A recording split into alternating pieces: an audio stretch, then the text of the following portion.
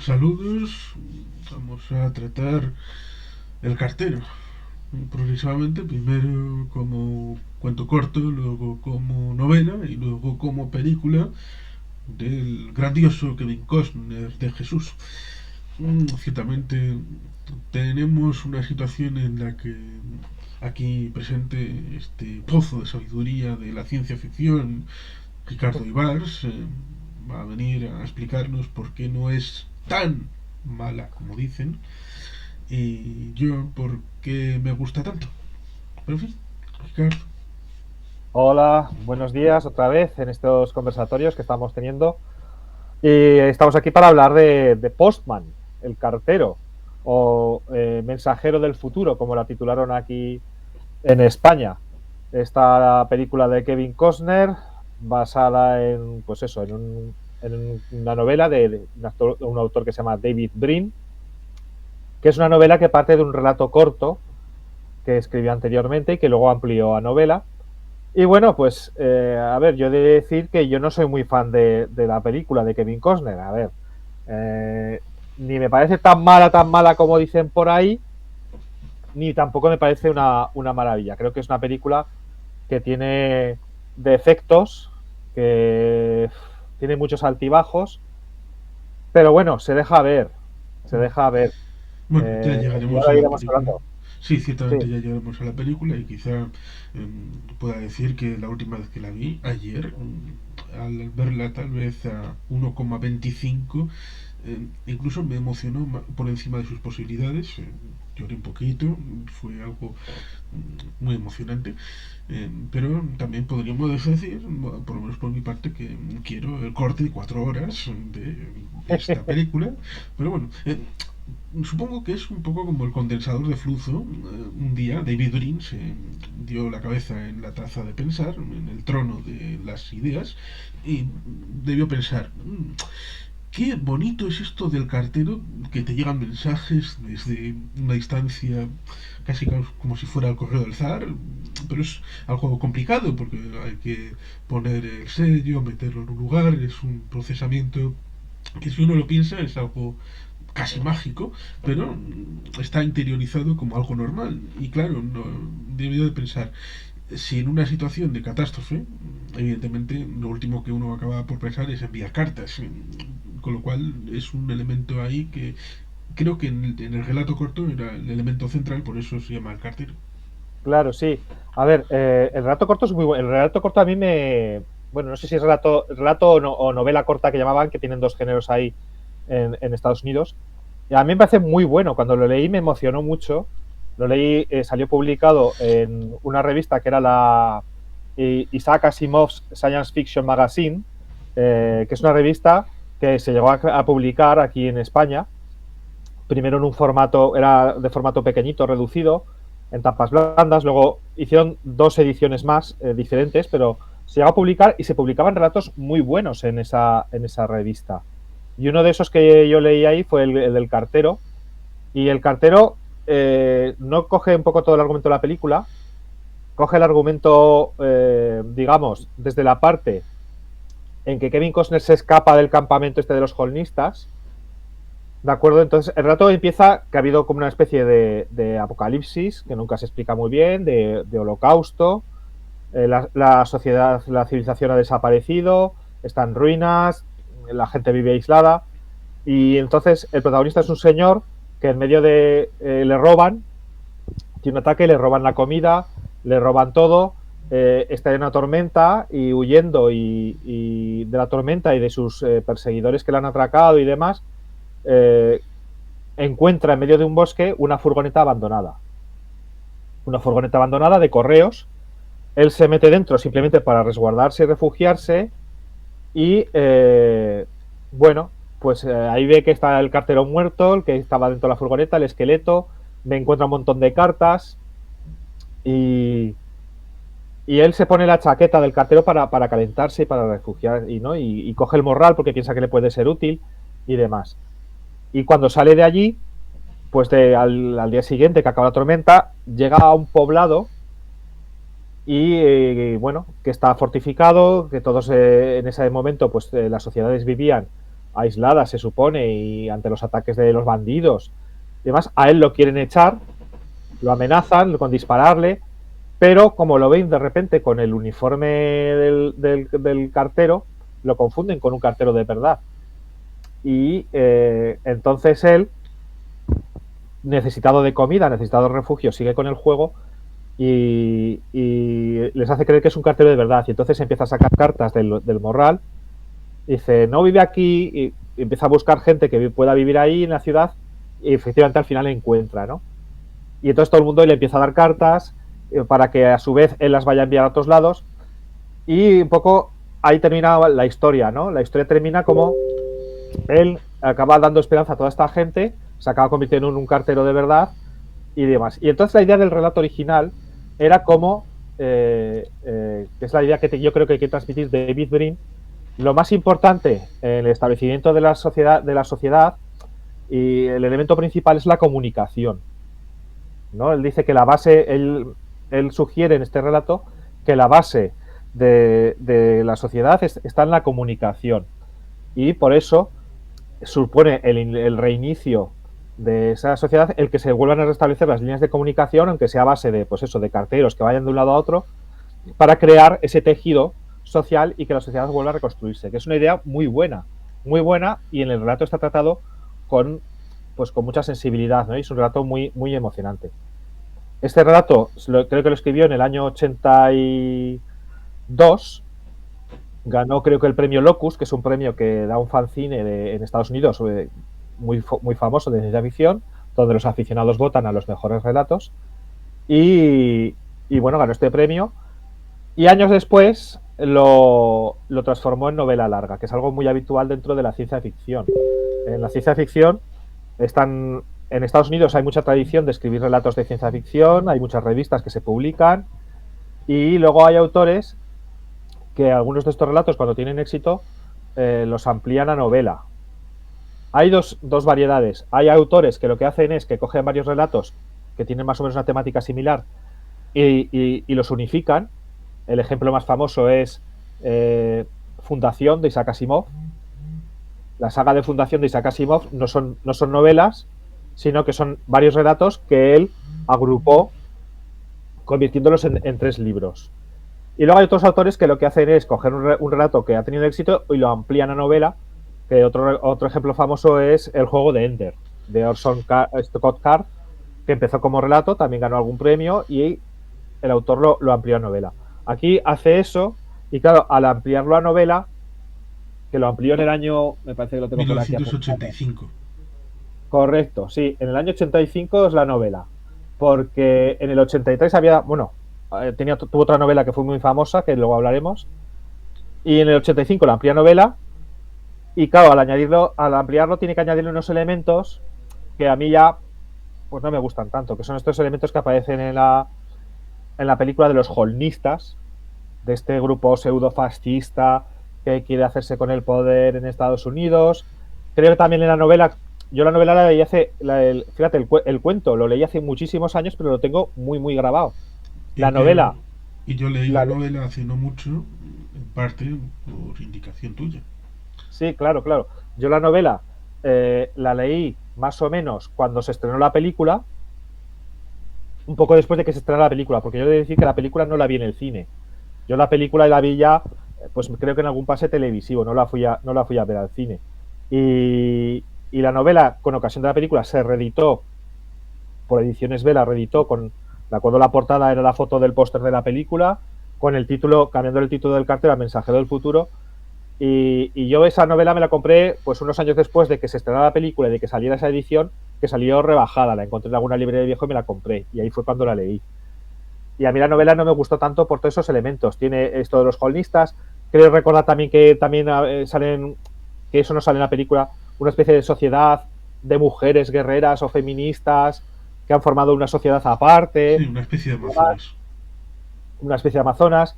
Tiene ahí como distintos ejemplos de sociedades que se han ido formando. Y bueno, a mí se me hizo un poco rollo, Sí, ¿vale? digamos que la novela tiene una parte inicial para explicar un poco el origen del personaje, el cartero, bueno, del luego No, esto es lo contrario de Prince, el antes conocido como, este es el después conocido como Sí, cartero. Bueno, pues ahí trata de establecer un vínculo con un elemento que no aparece en la película, que es un diario que lleva el protagonista, que luego el general Becelem, el líder de los holmistas, le servirá para desacreditarle, que en el libro aparece, pero en la película no. Y luego otros elementos como esa sociedad que tiene un supuesto supercerebro que estaban en la época previa a todos los conflictos y era un supercerebro que en realidad estaba muerto como todo el mundo, pero querían mantenerlo vivo para decirles a la gente cuándo tenían que cosechar, lo cual sí. ciertamente también establece el vínculo con esa idea de que eh, también un poco como el sentido religioso de Dios, lo trascendente, de que alguien Sí. tiene que decir a la sociedad lo que tiene que hacer, cuándo tiene que hacer, y que no necesita, salvo esa forma de tutelaje, y que no sabe manejarse por sí mismo. Luego están esas amazonas. Eh, Hay otro líder militar al que buscan, no sé si es en San Rose, en la costa, y es a donde tienen que ir para. Y luego la evolución, pues siempre. Hay dos puntos de vista, y es el tuyo y el mío. Tú vienes del cuento corto y pasas a la novela y después viste la película. Bueno, más bien. Correcto.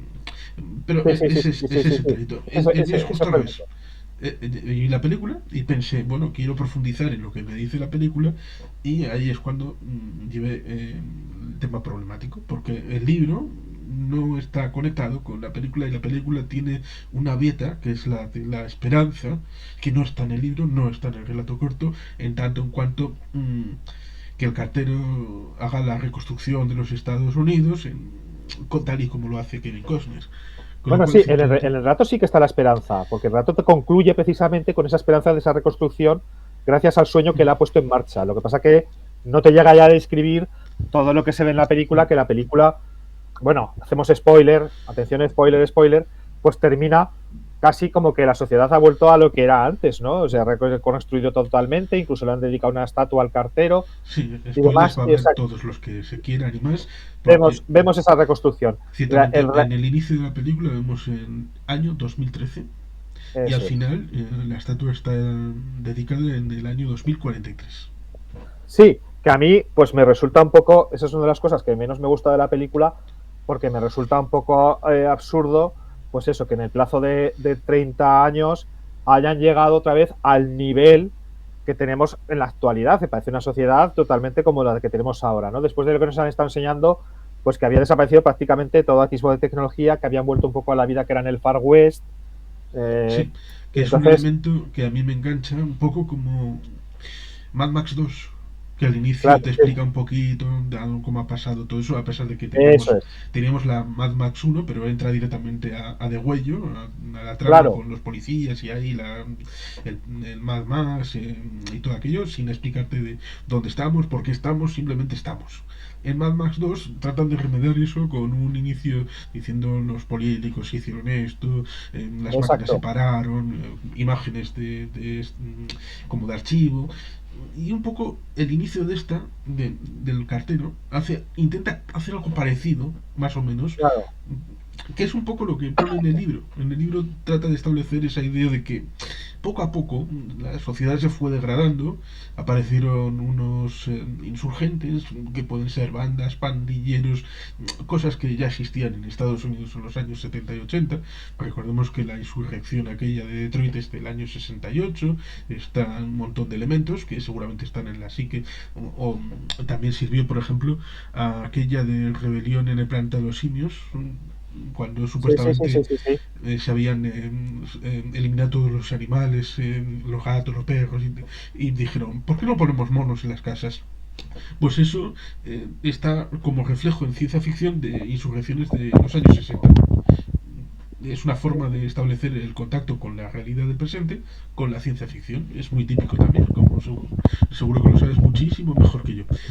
Pues ahí tenemos Claro, esa es realidad. que hay un elemento en común que une el cartero con Mad Max 2 que has dicho tú, Y es que en realidad las dos, más que películas de ciencia ficción, son westerns o neo-westerns, si lo queremos llamar así. Sí, lo Es cual en el decir, caso de Kevin Costner es curioso porque unos añitos antes había hecho Bailando con Lobos. claro, claro. Es que Kevin Costner lo que le interesa de la historia es que sea un western. Por eso la decide hacer. Eh, Kevin Costner es un clásico, pues a todos los efectos, o sea, le gusta el cine clásico y lo que quiere hacer es un western. Y, y Mad Max 2 también. O sea, Mad Max 2 eh, tenemos el fuerte, tenemos esos punks que van casi como si fueran indios cherokees con esas plumas, esas crestas, esos gritos de guerra. Y Sí, esto es eso, es los indios que están atacando el fuerte y ellos que tienen que huir de allí, ¿no? el Gran Hay unos, Hughes. claro, son unos referentes ahí, pues están Río Bravo y demás. Y Kevin Costner está el referente, pues sobre todo de John Ford, es decir, incluso le hace un homenaje a lo largo de la película, cuando están viendo en el cine esas imágenes de esas películas de vaqueros que se ven y luego hace un fundido y salen ellos cabalgando, ¿no? Entonces, ese es el referente que quiere poner él, y es lo que le gusta a la película, que hacer un western futurista, y con sus vaqueros y demás, y con la figura, pues, del cartero que lo asimila pues a esos que iban con las diligencias y que van llevando los correos y que con las sacas de correo y demás y ponerlos como héroes de la historia. Por eso de ahí un poco las diferencias que hay con el libro, ¿no? Porque Kevin Costner lo que le interesa es esa parte más bien de western y obviar todo lo demás y por eso dejaba detrás toda esa parte de las amazonas, de aquel cerebro electrónico. Elemento lo del cerebro electrónico que has comentado, que es un elemento clásico de la ciencia ficción. Eso de la sociedad regida por un cerebro electrónico que les dice más o menos cuándo tienen que hacer las cosas. Eso ya estaba en Star Trek, en uno de los episodios de la serie clásica, creo que era El Día de los Arcontes, donde hay una sociedad con un cerebro electrónico y que incluso les programa unas horas para que se maten entre ellos porque tienen que dar rienda suelta a sus niveles de violencia y para que haya paz ha programado que hay unas horas al día en las cuales se tienen que matar la gente. Sí, Y está ahí, ¿no? y Es una aquella idea otra, clásica. y aquella otra película que ahora no recuerdo el título, pero soy bastante malo, que tenía un cerebro que les regía a todos y bueno, los soviéticos también tenían uno y bueno, Es, esa es una película que me gusta mucho. Mira, me has recordado, pues, es de finales de los 70 y se llama Colossus, el sí, proyecto Forbin. Y que los americanos tienen un supercerebro, los soviéticos tienen otro supercerebro para contrarrestar, y al final lo que ocurre es que, un poco en la línea de Terminator 3, los dos supercerebros se acaban uniendo en uno solo y creando una gran organismo cibernético para dominar toda la humanidad y decirle cómo tiene que vivir, ¿no? De hecho, yo siempre he defendido que Terminator 3 coge muchas cosas de esta película de ciencia ficción clásica norteamericana de los 70, porque la rebelión que hay al final de Skynet es muy parecido, ¿no? Y coge muchas cosas de esta película. Entonces, eso es un elemento de la ciencia ficción clásica. Y que, claro, pues también lo recoge David Brin en su novela. David Brin, que, pues bueno, como hemos comentado un poco de pasada, pues es un autor que en los años 80 tuvo mucha relevancia. Ya hemos dicho que el relato es del 82, la novela del cartero es del 85. En el 83 creo que publicó también otra novela que es por la que saltó a la fama, que se llama Marea Estelar, que es muy buena, muy buena, muy buena. Está considerada de las mejores. Bueno, sí, en los años 80 hay tres autores, pero en fin, sobre todo desde mediados de los años 80, hay tres autores de ciencia ficción que dominan, y es muy gracioso porque les llamaban las tres Bs, porque sus apellidos empezaban los tres por B, que eran Gregory Benford, Greg Beard y David Brin, ¿no? Tres autores muy centrados en ciencia ficción, lo que se llama ciencia ficción dura, que es una ciencia ficción muy enclavada en la ciencia, con muchos elementos científicos, y quizás el que está un poco más lado aventurero es David Brin, que también le gusta la ciencia ficción dura, pero tiene un lado más aventurero, y Marea Estelar es una especie de space opera de aventuras, pero con mucha ciencia también, pues con intrigas espaciales, combates entre especies alienígenas. Es un libro que ganó los tres principales premios de la ciencia ficción, que es algo que ocurre muy pocas veces. Ganó el Hugo, ganó el Nebula y ganó el Locus, y entonces eso le hizo saltar a la fama, ¿no? Y fue muy popular durante los años 80. Luego ya bajó un poco pero tiene novelas muy interesantes. Tiene esta Marea Estelar, que es muy interesante. Su continuación, que se llama La Rebelión de los Pupilos, que es un poco inferior, pero también está muy bien. Luego tiene una novela que se llama El Efecto Práctica, que es divertida, que transcurre en un universo alternativo medieval, donde no sé si es el primero o el tercer efecto de la termodinámica, funciona al revés. Es decir, que los objetos, cuanto más se usan, más nuevos se hacen, en vez de desgastarse. Y entonces él hace una elucubración sobre qué pasaría en un universo que funcionara de esa manera. Y Gente de Barro, que es otra novela. Pero hoy en día está un poco olvidado David Brin. Pero en aquella época estaba en el pleno de su popularidad, y El Cartero fue una de las novelas que también pues tuvo relativo éxito y funcionó bien, ¿no? Es decir, un autor muy, muy famoso, muy popular en los años 80. Y bueno, pues eso, Kevin Costner es normal que se sintiera atraído por esta novela, porque allí en Estados Unidos fue una novela que tuvo su éxito. Y claro, y él venía de Bailando con Lobos, que era la película que había resucitado el western, entre comillas. El western era un género que estaba muerto, que nadie le daba dos duros un poco por él, y llegó Kevin Costner mucho antes de que pues el señor Clint Eastwood hiciera Sin Perdón y también pues se llevara el Oscar, pero llegó Kevin Costner, hizo Bailando con Lobos, y para sorpresa de todo el mundo se llevó pues un porrón de Oscars, no sé si fueron 7 o 8, una cosa así. Y claro, y entonces él decidió seguir y hacer otro western. Lo que pasa es que en vez de irse al pasado, pues se fue al futuro. Sí, en medio tendríamos otra película que tal vez engarce, como es Waterworld, que está comentada con un conversatorio con Jaime Pérez de Sevilla en este canal, y que evidentemente sirvió para tal vez una espina respecto a este tipo de propuestas, en donde, no sé, supongo que también es Mad Max en el agua, básicamente. Claro, es Mad Max 2, o sea, reproduce el argumento de Mad Max 2, lo que Pues siempre he dicho. supongo que entre las circunstancias aerometeorológicas, casi como se diría Felipe II, aquello de no he enviado a mis barcos a combatir a los vendavales, a los tiempos y a todo esto, sino a los ingleses, a la pérfida Albión. Pues digamos que Kevin Costner quedó a mal con Kevin Reynolds, que era el director formal de la película Waterworld, y necesito hacer otra cosa que sea un poco como esto, pero distinto, y lo dirijo yo. Porque Waterworld, ¿de qué año es? O sea, Si es no recuerdo anterior mal, de a... 93 o 95. Quiero decir, es anterior a Mensajero del Futuro. Sí, sí, sí.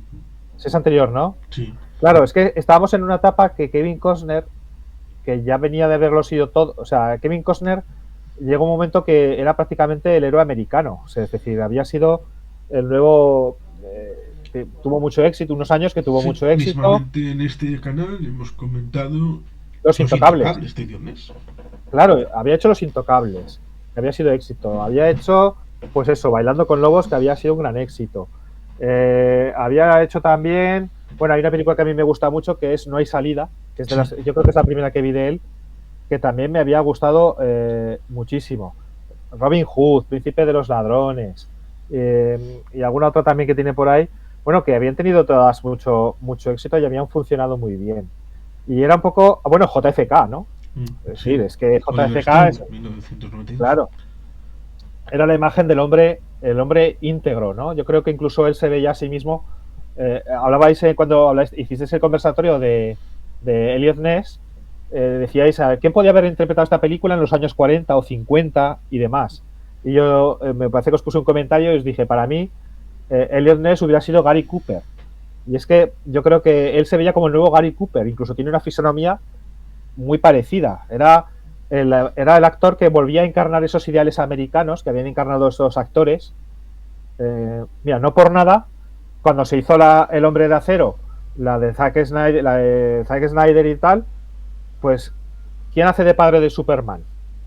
Si pensamos en la versión antigua de Superman, la clásica de Richard Donner, el padre era Glenn Ford, ¿no? Sí. Era otro paradigma del hombre que todos los americanos identifican con el hombre íntegro, el hombre cabal, cimarrón, ¿no? Era este hombre, el hombre bueno. Y claro, cuando se hace la nueva versión de la historia de Superman, ¿a quién escogen para hacer de padre Superman? A Kevin Costner, porque era un poco el hombre que encarnaba esos valores.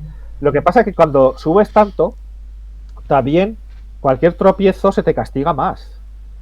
Y Kevin Costner llegó, yo creo, un momento que se endiosó mucho, se llegó a creer este papel un poco que tenía él, y tuvo una serie de errores que, claro, le hicieron caer, pero caer en picado, aunque ahora parece que ha resucitado, ¿no? En otra de esas historias de Hollywood de auge y caída y renacimiento que les gustan tanto, ahora vuelve a estar otra vez un poco de su vida.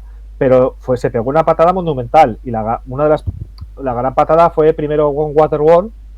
A mí Waterworld no me gusta, no es una película que no me gusta mucho, yo siempre la he puesto muy, muy a caldo, porque me gusta mucho más El Cartero, por ejemplo. El Cartero sí que me gusta, el Mensajero del Futuro, pero Waterworld me parece lo que hemos dicho, es una especie de copia descafeinada de Mad Max 2 pasada por agua, Con pero potencial, pero desaprovechado. exactamente, con un Dennis Hopper pasado de vueltas que no me gusta nada, y con potencial pero desaprovechado. Y en parte pues también fueron un cúmulo de factores. Fue un desastre económico porque dicen que Spielberg ya le había prevenido de no se os ocurra rodar en el mar. No se os ocurra rodar en el mar, que es una pesadilla. De hecho, Spielberg rodó en Tiburón en un tanque enorme de agua que hicieron para el efecto, y les quedó muy bien. Y le dijo, no, no, entonces, claro, ellos tuvieron tormentas, tuvieron desastres, les destrozaron los decorados, hubo que reconstruirlos. La película empezó a subir de presupuesto, ya había una rumorología por ahí que estaba un poco en contra de la película. Kevin Costner hizo un reportaje, no me acuerdo ahora para qué revista fue, de la Newsweek o una de estas muy conocidas, en las que salía escupiéndole agua a la cámara, como escupiendo al público, diciéndoles, yo me da igual lo que digáis, que yo, ¿vale? Y la gente no se lo perdonó. Y claro, la película, pues no está mal, vamos a reconocer que no está mal del todo, aunque a mí no me guste mucho, pero no fue el éxito que se esperaba, y claro, entonces ya fue palo, palo, palo.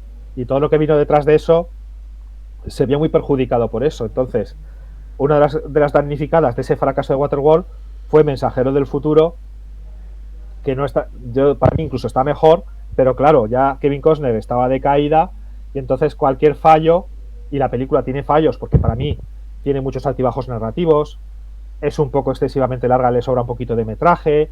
A mí hay momentos que me gustan mucho, y otros momentos que me aburre y se me hace larga. Y entonces, pues ya la crítica fue un poco a saco. Y entonces se convirtió en otro relativo fracaso de Kevin Costner, que de ahí ya pues fue todavía bajando más en picado.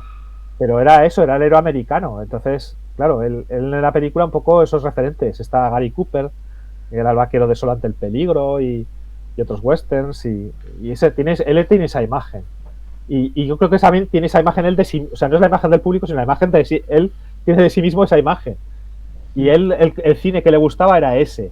Y los ideales americanos que le gustaban y que él quiere reflejar son esos, los de la época clásica de Hollywood del 50, ¿no? Esa época mitificada que Donald Trump dijo, pues hagamos América grande otra vez, que en realidad, pues si rascas un poco, no es que en aquella época tampoco era tan grande, también tenía sus miserias, pero es ese ideal americano de los años 50, de la época que encarnaban estos actores, como Glenn Ford, como Gary Cooper, como Jason Stewart, y que él se veía a sí mismo encarnando esos valores. Y son los que intenta transmitir en su cine, desde Bailando con Lobos aquí a Mensajero del Futuro. Sí, ciertamente sería largo de explicar cómo la realidad de después de la Segunda Guerra Mundial, con un mundo devastado, Europa devastada, Japón devastado obviamente, América Latina, Hispanoamérica o los españoles de ultramar, por decir nombres diversos, tampoco estaban para echar cohetes, en parte por su propia responsabilidad. Por ejemplo, Argentina, en cambio de siglo, pudo ser una potencia mundial, no lo fue, y por lo tanto tampoco estaban para competir con Estados Unidos, y África evidentemente tampoco, estaba empezando a descolonizarse, con lo cual ciertamente había una potencia mundial que era Estados Unidos, pero tampoco había que ponerse. Es un poco paralelismo con la propia biografía de Kevin Costner, en tanto en cuanto el propio Kevin Costner piensa que es más de lo que es, y Estados Unidos, cuando recuerda esos años, lo recuerda como que son más de lo que eran. Claro, claro. Pero ciertamente, en el ámbito de la historia, esta que tenemos en el cartero, es interesante porque mezcla elementos de la historia de diferentes épocas, sea explícito o implícito, como es, por ejemplo, el asunto de la pérdida. La pérdida, a veces se establece eso de que esta gente joven no tiene los recuerdos cuando tú eras joven y habías Claro, visto, sí, se sí, ve en el inicio con esa gasolinera, esos momentos de cruce de imágenes, con el coche que va a repostar, cuando está con la tele y se escucha la programación, con ahí la guía de televisión, ese momento en el que tú puedes, por ejemplo, pensar en el Imperio Romano. Es ujú, decir, cuando durante un montón de tiempo fue decayendo, pero hubo un momento en el 476 en el que Rómulo Augusto es el último emperador de Occidente. Y dices, vale, fantástico, ha caído, luego está Odoacro, llegan los bárbaros y... Pero antes ha habido la situación en la que progresivamente se habían ido atrincherando en unas villas, la seguridad privada, una especie de prefeudalismo que también se menciona en la película, claro, el sí, sí, sí, general sí. Bethlen.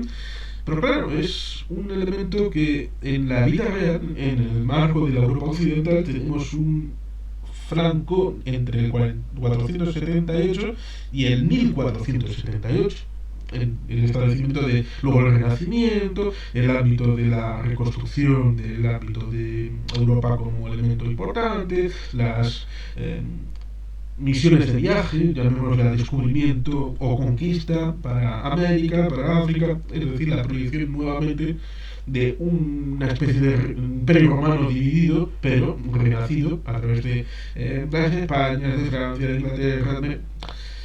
Aquí estaríamos comprimiendo eso en muy pocos años. Es decir, la idea de la pérdida de aquel imperio que funcionaba bien y la reconstrucción en muy pocos años, lo cual ciertamente puede generar disfunciones a la hora de comprenderlo, pero también entenderlo, porque la necesidad de recuperar está todavía viva. Claro, sí. Sí, sí, es esa idea de que gravita en torno a toda la película de hagamos a América otra vez lo que fue, ¿no? Entonces, que está muy simbolizada pues en ese edificio de los carteros, ¿no? Cuando lo reconstruyen con el lema, cuando vuelven a izar la bandera, que es la obsesión que tiene el general Becelem de esta bandera que pinta aquí. No quiere la bandera, ¿no? Porque simboliza lo que había antes y ese ideal al que él no quiere volver. Entonces hay una serie de reflexiones, pues eso, como hemos dicho, Kevin Costner es un clásico, entonces hay una serie de reflexiones sobre lo que es la democracia americana, sobre lo que es la democracia, el volver a esa situación idílica anterior, en contraste con lo que tienen en ese momento, que es otra vez esa sociedad de nuevos bárbaros, que eso es lo que tú has dicho, que lo entronca con el final de la caída del Imperio Romano, pero también con la conquista del oeste. Es decir, Sí, es que la conquista del oeste, con ese sentido del el antiguo limes de los romanos, que era la frontera, pues aquí también en la conquista del oeste estaba el concepto de frontera, que se iba ampliando progresivamente y entonces iban dejando a pequeños granjeros colonizando allí ese territorio que según iba avanzando la frontera hacia el oeste. Y claro, son gente que vivía aislada en sus poblados, donde la ley se la organizaban ellos, ¿no? Es decir, cada sitio era autónomo, tenían que buscarse la vida por su cuenta, imponiendo su propia ley, y un poco es eso, ¿no? Esos grupúsculos cuasi feudales sí, que eso también que se entronca, que eso también entronca, por ejemplo, con el final de Bailando con Lobos, con el cierre de la frontera, que lo dice claro, explícitamente, y también con quién mató a Liberty Valance. correcto, correcto. Con una película que a mí me encanta, que me parece maravillosa, para mí está entre las Esa 10 forma mejores de del cine, recuerdo falseado de qué era la frontera, de quién correcto, hizo qué. y de lo importante que es el relato, ¿no? Y la leyenda, ¿no? Es decir, Liberty Balance termina cuando, después de que el personaje James Stewart les ha contado toda la verdadera historia de lo que pasó con Liberty Balance, y le dice al del periódico, dice, ahora publique usted lo que quiere, dice, puede usted hacer lo que quiera, publique, y el otro rompe los papeles y dice, cuando entran en contradicción, más o menos no me acuerdo la frase, dice, cuando entran en contradicción la historia y la leyenda, publica siempre la leyenda, ¿no? Es decir, nos quedamos mejor con esa mentira que con lo que es la realidad. Sí, que es básicamente lo que le dice Pablo de Tarso, el propio Jesús en la última tentación de Cristo. Dice, Claro, sí, sí. tu vida me importa un carajo, prefiero la que he creado para ti porque me funciona mejor. Claro, claro, sí, es así, es un relato, lo que sucedió después con el cristianismo fue un relato mítico, ¿no?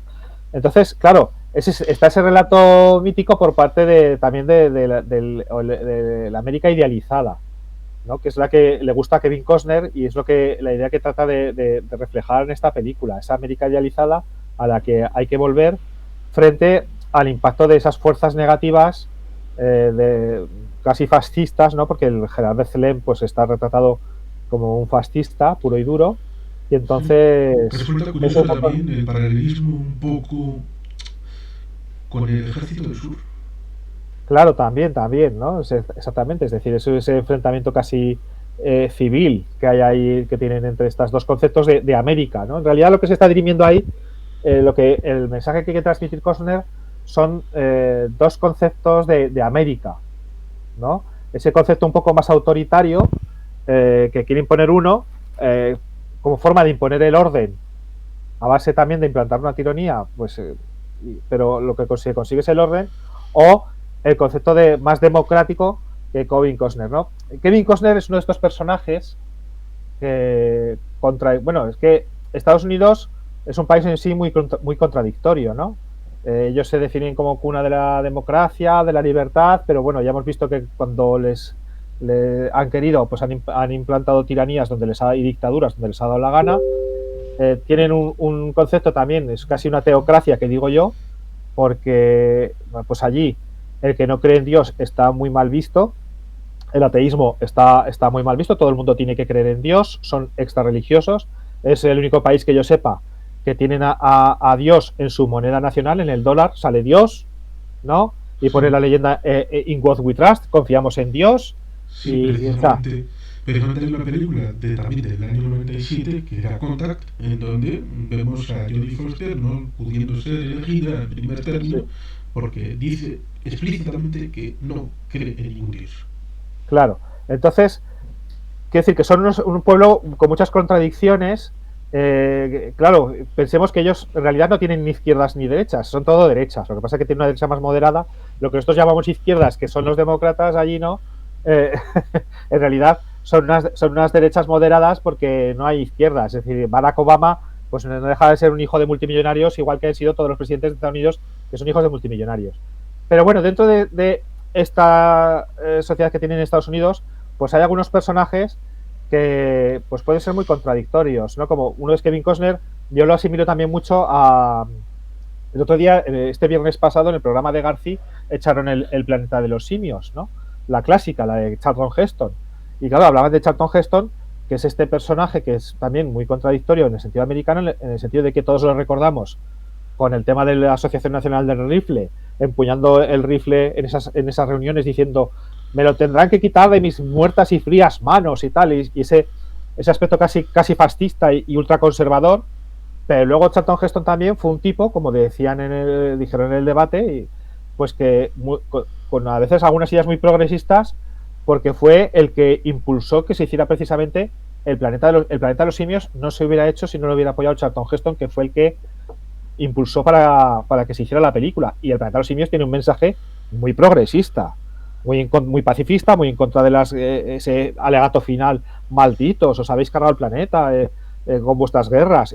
Tiene ese mensaje, ¿no? Charlton Heston impulsó también Mayor Dundee, que no se hubiera hecho sin él, o Sed de Mal, de Orson Welles, que es una película con un discurso sobre el poder, bueno, totalmente lo opuesto al conservadurismo, ¿no? Es un mensaje muy progresista. Entonces dices, ¿y cómo este sujeto puede ser el mismo que estaba defendiendo el derecho a llevar armas y a llevarse y que pues bueno, tienen esas contradicciones? Kevin Costner también tiene esas contradicciones, tiene ese tipo de talante progresista, entre comillas. Por eso lo escoge Oliver Stone, que es un director de los más progresistas de Estados Unidos, para hacer del abogado en el tema del JFK. Siempre ha defendido también muy bien muchos temas estas de libertades y demás, pero luego tiene esa otra parte conservadora de la América clásica de los años 50, pues que también le tira mucho, tiene esa especie de carácter pues contradictorio. Recordemos que en el fondo Bailando con Lobos también es una película muy conservadora. Bailando con Lobos, a mí es una película que me gustó mucho cuando la vi en el cine. Cuando luego la volví a ver, pues ya la he ido viendo más veces, ya no me gusta tanto.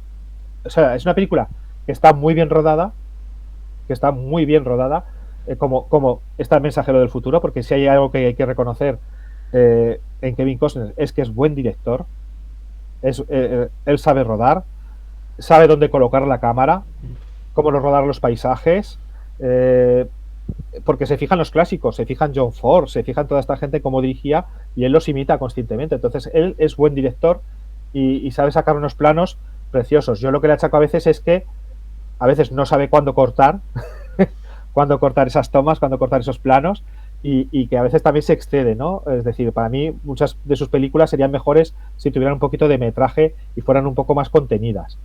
Pero bueno, tiene ese carácter muy conservador que le hace fijarse en esa América clásica de ideales, ideal en su cabeza, que él quiere volver a resucitar. Y de ahí está el conflicto de la película. Sí, ciertamente en el caso que has citado de Bailando con Lobos, es sí, pero creo que fue el propio Miguel Juan Payán el que dijo en un vídeo que había películas previas a Bailando con Lobos mucho más valientes en el mensaje de fondo, en tanto Claro, en sí, sí. cuanto el personaje de John Dunbar va a buscar esa experiencia con los nativos americanos, pero se rejunta con una blanca que, bueno, Claro, claro. Es decir, no reproduce, es un hombre llevado a reproduce poco caballo, no es aquella otra película de Soldado Azul, Soldado no, Azul. no es, Claro. ¿cómo era la de Dustin Hoffman? Pequeño gran hombre. Pequeño gran hombre. Claro. Es que reproduce, Bailando con Lobos en el fondo, reproduce ese tópico del Salvador Blanco. Es decir, el hombre blanco que viene allí a ayudar a los indios y que les dice, oye, y tal, y que les va a salvar, entre comillas, y se convierte un poco en el pseudolíder. O sea, reproduce ahí un tema un poquito racista, entre comillas, porque, bueno, sí que es verdad que a los indios, pues no es la imagen típica de los indios del oeste americano, que eran los villanos y que eran los malos y que hay películas mucho más racistas, pero no deja de estar influida por ese tema. Oye, ¿quieres hacer una película sobre los indios? Que el protagonista sea un indio. O sea, y ya está. Y si tú, o si te pones a ti, cásate con una india. No busques la excusa de poner otro personaje que es una blanca que capturaron a los indios y no sé qué, para que tú al final te juntes con ella. Pues no, tiene una serie de elementos que chirrían, evidentemente. Entonces, pues bueno, es una película que en el fondo también es muy conservadora en ese aspecto. Sí, pero no, lo que tú decías. Pero bueno, pero son las contradicciones típicas del pueblo americano, son las contradicciones típicas de determinadas figuras que están ahí. Es un pueblo, pues ya sabemos cómo es, y su democracia cómo es, pero sin embargo también es el pueblo americano que nos ha dado películas pues maravillosas y progresistas y demás. Y son películas también, bueno, y es donde pasó todo relacionado con... Es el único país que yo sepa donde la prensa ha echado a un presidente, o sea, cosa que aquí no hemos logrado hacer, o ante casos de corrupción, ¿no? Que llevó a juicio pues no solo a Nixon, sino después a Bill Clinton, cuando pasó lo que pasó con la Mónica Lewinsky. Y, en fin, donde el cuarto poder es muy importante y donde es verdad que esos algunos ideales pues sí que los tienen ahí en contradicción pues con otras cuestiones de su historia. Pero bueno, eso es así, hay que tomarlo así. Y Kevin Costner pues tiene ese aspecto simpático y tiene ese otro aspecto un poco antipático, que también por el cual mucha gente a Kevin Costner, ese carácter tan clásico, tan conservador, pues por eso a mucha gente le cogió mucha manía a Kevin Costner en Lo su que día. dices es curioso porque a lo largo de la película vamos viendo en parte a los dos personajes, del general Bethlen, interpretado por Will Patton, y el personaje de Kevin Costner, el cartero, que progresivamente, y sobre todo cuando se va acercando al final, nos lo van poniendo como partes de un mismo espejo. Sí, sí, Por sí. ejemplo, cuando imprimen la octavilla de Abajo la tiranía, el primero en decir habéis escrito mal tiranía es el cartero. Pero después, el general Becelem será el que diga esto además habéis puesto mal tiranía. Con lo cual Sí, ciertamente puede verse tal vez como una némesis o como una idea, a pesar de que Ciertamente yo no recuerdo en el libro toda la parte del entrenamiento, casi como si fuera, no sé, una cosa del subconsciente. Si, por ejemplo, el asunto de casarse con una blanca, que eso pudiera retrotraernos a Centauros del Desierto, en alguna manera, cogiendo lo que Ujú. te interesa, por supuesto, pues podemos interpretar que es Stanley Kubrick, la película del 87, de 10 años antes respecto a la guerra de Vietnam, en donde hay un entreno en la isla Parris, en Carolina del Ujú. Norte, antes de ir a Vietnam propiamente dicho. Lo cual ciertamente aquí tenemos una forma en la que le acaban cogiendo el entrenamiento ahí, que no aparece en el libro, pero supongo que le interesaba para eh, el clima final tener una justificación Ujú. Sí, en ese momento con el tema del 8 reclamar el liderazgo del clan y así poder tener una solución un tanto curiosa, pero sí. Ahí hay un antagonismo, claro, uno es reflejo del otro, pero está muy establecido los límites, es decir, Kevin Costner es un actor, me parece, shakespeariano, ¿no? Es alguien que ha sido actor, me creo recordar, ¿no? Lo llama Shakespeare, me parece que sí, lo apoda Shakespeare el general Bethlehem, porque el general Bethlehem es un tipo al que él se piensa que es muy culto, que está continuamente citando obras, citando, bueno, a este, eh, digamos, que tiene como fascista con el que ha leído, sí, pero en realidad te das cuenta que en realidad es un tío que ha leído mucho, pero que no ha entendido nada de lo que ha leído y que en realidad es un inculto, ¿no? Frente al otro. Entonces eso trata de reflejar eso. Gente que va por ahí que se piensa que es muy leída, que es muy tal, pero que en realidad son unos cenutrios. Y esa es un poco la imagen que te trata de reflejar Kevin Costner, ¿no? Como, pues bueno, gente que ha malinterpretado lo que ha leído y que claramente es un fascista porque el libro en el cual pues este señor se ha basado para hacer su ideología y demás es una especie de trasunto del Mein Kampf de Adolf Hitler, ¿no? E incluso pues te plantea que este señor en su anterior vida era vendedor de fotocopias, es decir, era un don nadie y que ahora, pues claro, con este desastre ha visto la oportunidad de convertirse en ese tirano que él deseaba. Es un poco el trasunto de Adolf Hitler, ¿no? De ese personaje mediocre que quiso ser pintor y lo expulsaron de la Academia de Pintura, que no llegó a nada, sí, que en el ejército no llegó más que a cabo y que, claro, que era un mediocre, pero con una especie de trauma ahí de rencor, que eso, pues cuando vio la oportunidad de aprovecharse de la situación de desgracia mundial, aprovechó para subirse a lo más alto del poder y bueno, y volcar todo ese odio que llevaba dentro. Entonces ahí hay un paralelismo muy claro entre Hitler y entre pues, otros líderes fascistas y el general Bethlen, frente a Kevin Costner, que es un tipo pues que procede del mundo de la, o sea, que él se plantea su personaje, no me acuerdo ahora, en el libro se llamaba Gordon, creo recordar, en la película no me sí. acuerdo ahora cómo se llama, que pues procede del mundo de la cultura. O sea, eso era un actor que representaba obras de Shakespeare y que, bueno, pues que tiene otro talante, ¿de acuerdo? Entonces, y que claro, que al principio, pensemos que al principio él no quiere hacerse cargo de ese legado, ¿no? Tenemos al personaje que es muy interesante también, el del chico negro, el Lincoln Ford, ¿no? Se Lincoln, llama for Lincoln Mercury. Ford Lincoln Mercury, que, que también está muy claramente elegido ese nombre, es decir, Ford, Lincoln, Mercury, que es claramente nos remiten a la esencia de América, ¿no? A los coches de Henry, bueno, al presidente Henry Ford y a los coches, a Lincoln, ¿vale? Entonces, el nombre es una ya de ese personaje es una declaración de intenciones. Es el personaje idealista de la película por excelencia. Y es el personaje que un poco está ahí para que Kevin Costner acepte su legado, su misión. Porque Kevin Costner es el héroe renuente, el que no quiere hacerse. Él ha pasado por una etapa pues de. Se supone que era un personaje idealista, que después, ante todo lo que ha pasado, pues se ha convertido en un personaje desprovisto de ilusiones, en un personaje completamente pesimista con la humanidad, pesimista con respecto a todo el futuro. Y claro, él no quiere hacerse cargo de esa tarea de ser el cartero, Sí, de volver a intentar reconstruir. Y será empujado por los personajes que tienen alrededor, que son los que ven esa esperanza y ven y han mantenido esa esperanza y ven esas posibilidades de futuro que él no quiere, y él al final se verá obligado, entre comillas, a asumir esa tarea. Sí, que ciertamente en el libro esa parte está más explicada, el pasado del personaje.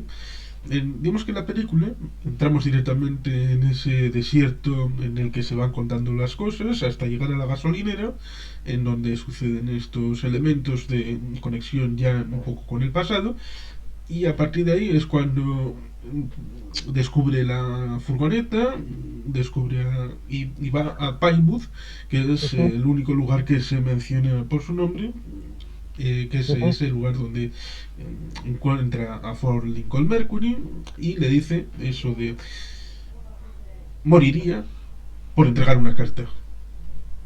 Y Claro. supongo que es uno de esos momentos clic en el que él dice, igual esto es más importante, porque si le lleva a esta emocionalidad, esta forma de temperamento, de esto es tan importante que estoy dispuesto a dar la vida por ello, igual es una forma de volver a luchar.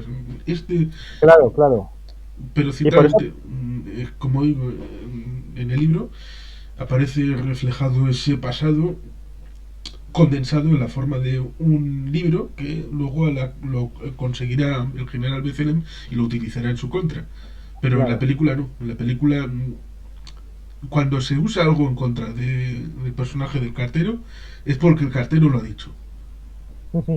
Debió a Correcto, correcto, correcto. Y también, bueno, no es casualidad de que precisamente en la película los que inician la revolución son los jóvenes. Son los jóvenes que todavía son los capaces, no han pasado por ese proceso de caída tan dramático que ha sufrido la gente de la generación del personaje de Kevin Costner. La gente de la generación de Kevin Costner se supone como el propio sheriff, ¿no? De Pinewood, cuando llega allí. Sí. El sheriff de Pinewood enseguida capta a Kevin Costner. Se da cuenta que es un farsante. Y ese también tiene mucha historia detrás y sabe por todo lo que han pasado y se da cuenta de que palo va Kevin Costner y le dice tal. Pero claro, como toda la sociedad de repente ha empezado a, a tener esa ilusión, no es capaz de cortar eso y quitarle a la gente la ilusión. Y al final incluso él mismo se ve un poco arrastrado cuando en el último momento llega a Kevin Costner y le da una carta también él. Dice, bueno, por si acaso, sé que es un farsante, dice, pero por si acaso, toma. Sí, Y le y da en la ese carta. momento es cuando la niña, y luego le siguen Sí, los demás niños en coro, empieza a cantar el himno. No el himno estadounidense, claro, pero sí un himno un que es... himno, claro. Entonces, y esa revolución la empiezan los jóvenes que son los únicos capaces en ese momento de tener esa ilusión, porque no han pasado por ese proceso de caída y de decepción por el que han pasado la gente como Kevin Costner y el sheriff de Pinewood y toda esa gente de esa generación, son gente que cree en el futuro y son los que están dispuestos a dar en ese idealismo juvenil, que es un poco lo que le hace, lo que han perdido, están dispuestos incluso a dar la vida por ese ideal, ¿no? A dar la vida por entregar una carta. Que Kevin Costner dice, pero ¿dónde vais? ¿Cómo? No merece la pena. Y ellos son los que dicen, sí merece la pena, ¿no?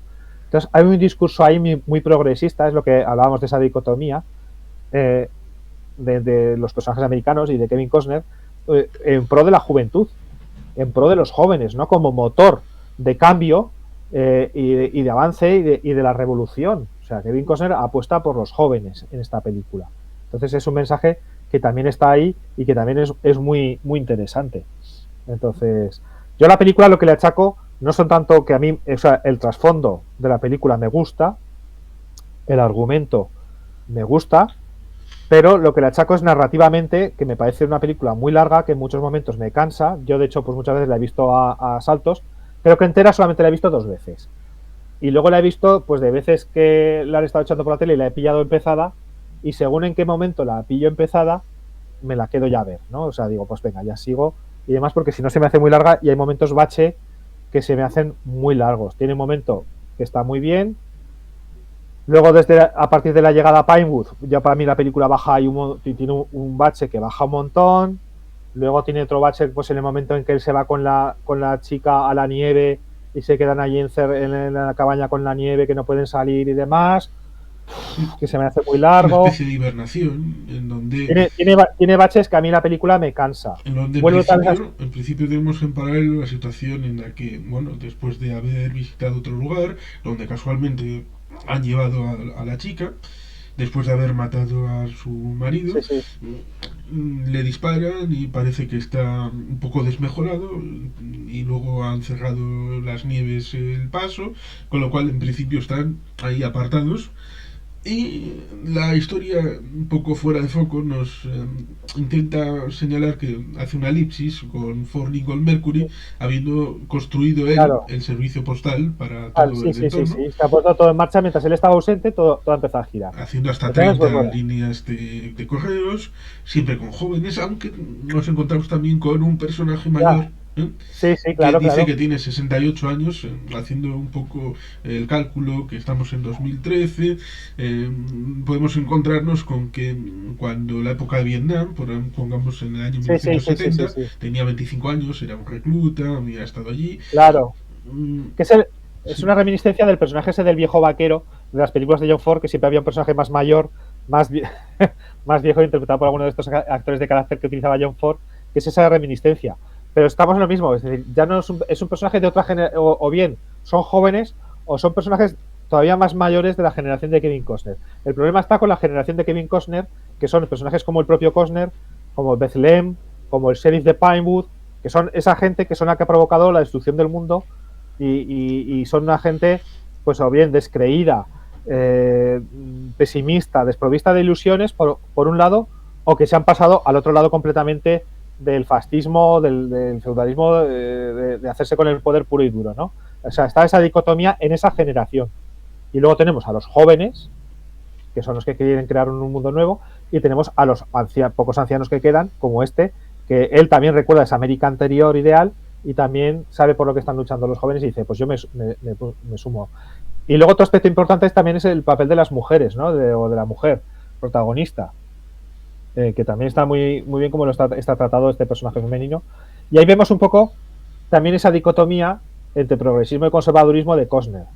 Porque al principio, pues ella quiere acostarse con Costner, pues porque claro, son sociedades que son muy cerradas, donde no hay intercambios con otras sociedades, son sociedades endogámicas en suma, y claro, ahí pues el tema de que crezca esa población, de tener hijos y que no acabe siendo aquello una endogamia es muy difícil. Entonces cuando llega un extranjero, pues lo que supone es un aporte de material genético nuevo, ¿no? Y sobre todo si hay gente que no puede tener hijos, porque ahí lo importante de la riqueza es el material humano. O sea, estas sí, sociedades solo sobreviven si crecen con niños y con material humano. Y claro, cuando llegan Kevin Costner le dice a esta, mira, yo te quiero aquí para tener un hijo, porque aquí con mi marido yo lo quiero, yo a ti no te quiero como, no te quiero, simplemente te quiero como material de fecundación. Al que quiero sin mi marido, pero con mi marido no podemos tener hijos y hemos decidido que tú, que eres guapo y demás, poder tener un hijo, ¿no? Y bueno, entonces claro, tú escuchas ese discurso y dices, ostras, qué moderno, qué progresista, Kevin Costner, ¿no? Que acepta esta situación de tal. Pero claro, luego para que esa situación se resuelva adecuadamente, pues el marido de la chica tiene que morir para que Kevin Costner se pueda quedar con la chica, con el hijo que va o la hija que va a tener de ella y que no haya ahí ningún problema de triángulo raro ni cosas raras. Entonces, pues bueno, a lo mejor era progresista, pero no hasta según qué puntos de montar luego una unidad familiar eh, triangular, ¿no? Entonces, bueno, es eso.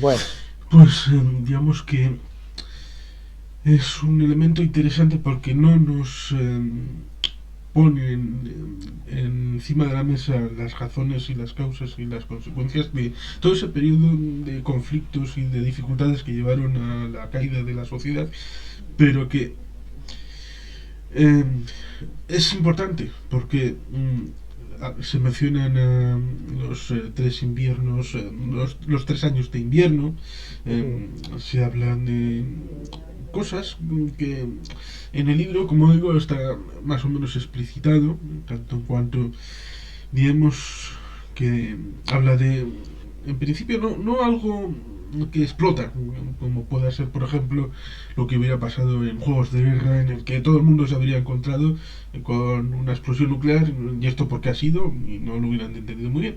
Pero aquí en el libro es algo progresivo, en tanto en cuanto dice, bueno, hubo unas escaramuzas, una cosa que empieza a salir mal, pequeños desajustes.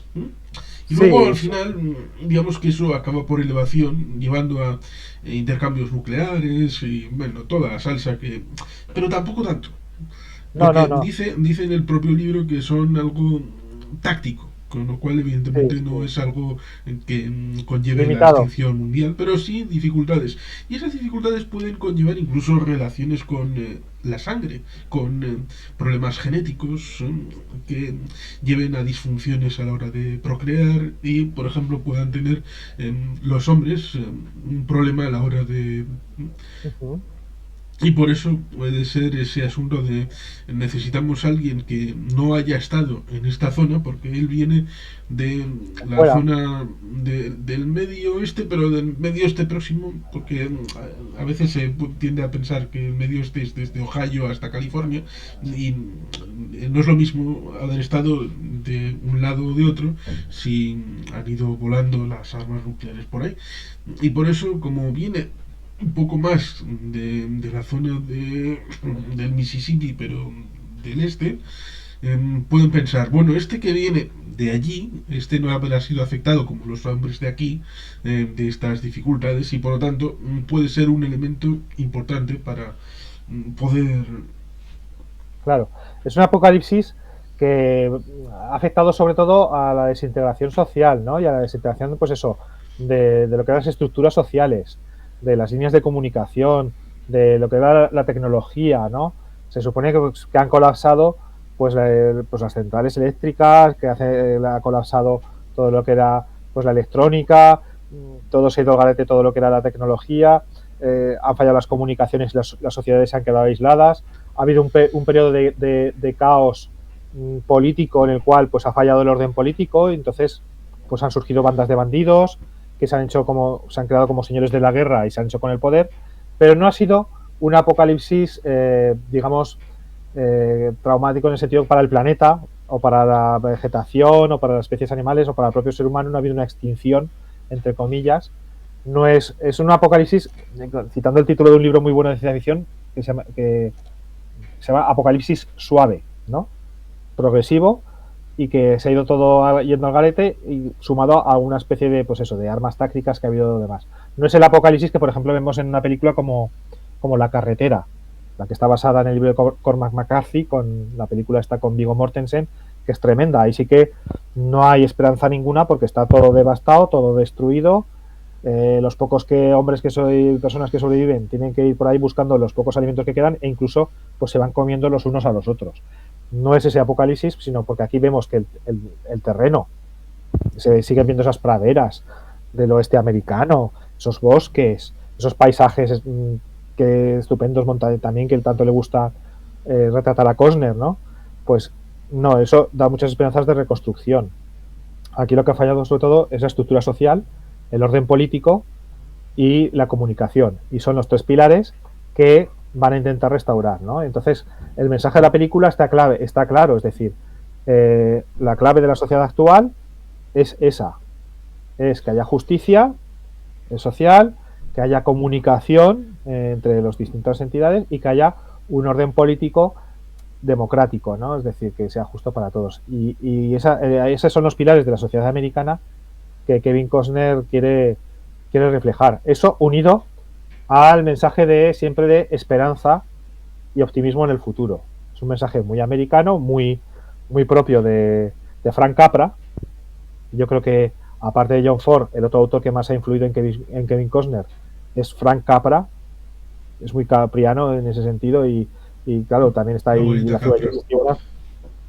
y eso lo vemos en la escena que del niño, ¿no? Que es el hijo del propio Costner, el niño que le sostiene la carta en alto, ¿no? Y él va con el caballo y de repente pasa de largo y se da cuenta que ha pasado de largo y vuelve y con el caballo hace esa toma tan que se inclina y le coge la carta al vuelo y que luego al final veremos que es la imagen que un poco requiere resumir la película, porque es la imagen con la que finaliza de que la estatua que le han hecho reproduce esa imagen. Que claro, uno dice, ¿y esta imagen, y esto cómo han hecho las estatuas? Y ahí no había nadie más que el niño. Y la Y dices, madre. bueno, Y la sí. madre. Bueno, la madre sale después, me parece. Pero bueno, se supone que le habrán contado al escultor para que el escultor reprodujera la escena. Porque dices, vale, pues perfecto. Pero bueno, es una licencia de esas. A mí, Bueno, ya te digo que digamos que el niño está en el momento de la inauguración de la estatua como adulto. como adulto. Ha sido el propio Exactamente. niño, tal vez, el que lo ha contado, o la madre. Igual. Porque es eso, está la hija del personaje del cartero y está el niño en esa Ya ceremonia. como adulto. Y bueno, y ya digo que a mí es una de las cosas que. A mí una de las cosas que menos me gustan de la película, ya un poco también por ir contando otras cosas, me gusta mucho el paisaje también de ese que encuentran al cantante Tom Petty, que está viviendo ahí en esa sociedad entre las montañas con aquel la especie de tirolina aquella Sí, enorme. en la presa. Sí, que hay una especie de guiño ahí a Tom Petty y le dice, ¿y tú eres famoso? Me parece, tú eres... dice, va, dice, no le da importancia. Y que es, yo creo también un guiño pues a la música folk y a la música toda esta Sí, que resulta americana, ¿no? curioso porque hay un tema que aparece en esta película, pero que luego Kevin Feige lo hará famoso Ah, sí, no, ahora no recuerdo. en el inicio de Guardianes de la Galaxia. Claro, sí, sí, sí, sí, sí, cierto, cierto. Es verdad. Come and get Sí, your sí, love. es cierto, es cierto. Sí, ahora Que que lo lo dices, es baila. verdad. ¿Eh? Cuando baila con Cosner en el baile con la... Y en el inicio de Guardianes de la Galaxia es Sí, el sí, sí, bailecito que sí. se pega ahí, Que se pega ahí nuestro amigo el Star-Lord. Star-Lord. Sí, sí, que vas a hacer un guiño, no sé si has visto el especial de Navidad de Guardianes de la Galaxia, y, y entonces dice, salvó la galaxia bailando. Porque, bueno, tiene que ver con que sale Kevin Bacon y le dicen, tú salvaste un pueblo bailando, y dice, y Star-Lord salvó la galaxia bailando. Entonces hay ese guiño también hacia la música, ¿no? Y a mí, pues ese momento me gusta, toda esa parte me gusta, y luego lo que menos me gusta también, que no me gusta mucho de la película, es el desenlace, ¿vale? Es decir, a mí, Quizá un poco atropellado.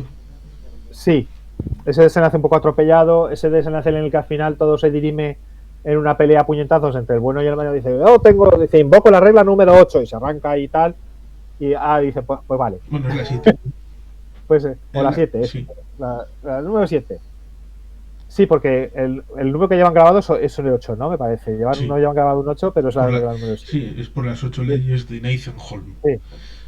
Y entonces, claro, y al final dices, vale, aquí todo esto, para que al final todo esto se resuelva en un plis plas mediante una pelea a puñetazos entre el bueno y el malo, ¿no? Bueno, recuerdo también cierta película en la que Brad Pitt interpretaba a un héroe mítico. Creo que es una película del año 2002, la película Troya. O Bueno, es pues sí. 2005, no recuerdo el año, pero este Wolfgang Petersen, Sí. que le regalaron porque como iba a haber hecho Batman v Superman y le dijeron finalmente que no, porque tampoco habían hecho Superman Lives, Sí, habían hecho, bueno, pues claro. aquel pastiche de, bueno, te regalamos que hagas Troya, Wolfgang, te callas, no dices nada, y en el inicio el personaje de Brad Pitt, Aquiles, sale sale el Sí, sí, otro, sí. el grandote, así, como si Claro. fuera un remedio de David contra Goliat, y cuando Aquiles mata al otro, se acabó la batalla. Es Sí, un poco eso. eso es muy homérico. Claro, es que eso estaba ya en la Ilíada. En la Ilíada es muy habitual los combates entre héroes, ¿no? Están en plena batalla y de repente todo el combate se suspende para que dos héroes peleen. Entonces eso es muy típico, ¿no? Además estaba muy bien porque en la Ilíada a Aquiles siempre se le apoda Aquiles el de pies ligeros. Es el apodo que tiene. Y tú siempre dices, bueno, ¿y esto qué quiere decir? Que corre mucho, ¿qué tal? Y en el inicio de Troya, en ese combate inicial, está muy bien porque Aquiles se carga a su contrincante que va corriendo y en el momento pega un salto girando y le clava la espada, ¿no? Y dices, claro, de los pies ligeros, y dices, por esto era.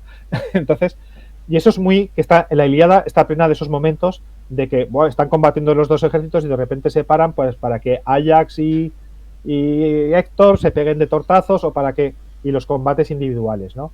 Pero a mí, y a lo mejor pues es una reminiscencia de ese momento, ¿no? De esos momentos así un poco homéricos, pero a mí la película me suena, o sea, me queda descafeinado.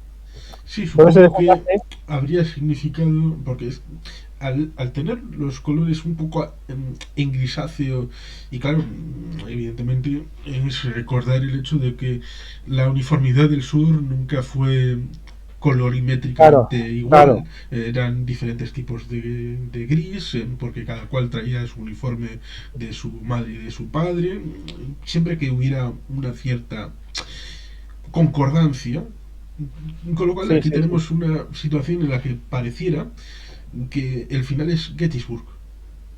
Claro, claro, Y parece, en principio, al haber esa separación entre los dos contendientes, uno de los dos va a tener que ir hacia el otro. Y pareciera que es en el año 1993 hubo la película Gettysburg y al final, evidentemente, de Gettysburg es la carga de Pickett, que ujú, los confederados tienen que salir de esa pequeña loma y transcurrir unas cuantas yardas hasta llegar a la empalizada, donde está el centro, la parte central del ejército claro, federal. Aquí pareciera como que 4 años después de esa película se quiere no hacer lo mismo, porque ujú, revive un cierto trauma, porque Gettysburg es un elemento icónico, es el momento del discurso de Lincoln. Aquí se quiere hacer algo distinto, más homérico, de disputamos el liderazgo, quien gane, ya está, y se acabó la batalla, y se aquí acabó. todos somos ya luego Sí, americanos y ya está. sí, sí, y bueno, y entonces, y para mí es un poco anticlimático, ¿no? Queda un poco de anticlímax, siempre me parece que es un final un poco bluff.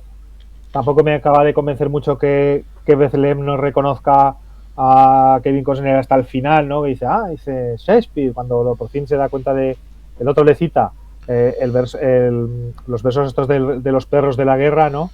Que de Shakespeare, y entonces el otro lo reconoce por fin, y dices, hombre, no sé, hay unas cosas ahí un poco traídas por los pelos. Entonces, ese final a mí me deja un poco, digo, no me acaba de gustar, y luego, claro, se produce esa elipsis en el cual vemos que de plazo, pues ya te digo, de unos 30 años, de repente, pues ala, hemos pasado de estas sociedades casi preindustriales del oeste americano, donde habían vuelto a gente que iba a caballo, en carretas, con los herreros de antes, no sé qué, a que prácticamente están en una sociedad que parece que hasta que casi vuelven a tener internet, yo qué sé, o sea, una cosa que dices, no me creo este salto tan enorme. O sea, no me cuadra ni me hubiera gustado un final de otra manera, ¿no?